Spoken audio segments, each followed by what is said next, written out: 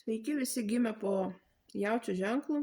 Pasižiūrėkime, kas jūsų laukia nuo kovo 17 iki 23 tą savaitę. Savaitės perspektyvos, ko vengti ir patarimas jums.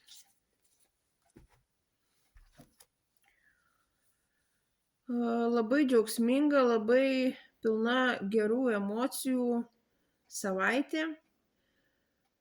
Išsipildys jūsų svajonės, norai,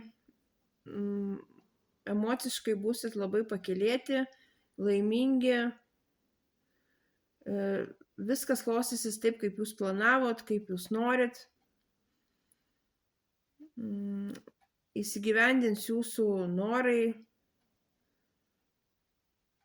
svajonės, ko vengti. Šią savaitę nenusimeskite atsakomybės nuo savęs, nepriskirkit visko likimui, nepaleiskit įvykių eiti sava eiga. Ir patarimas jums. Pasidžiaukite tom, ką jūs jau pasiekę, pagalvokite, ką norėtume dar pasiekti.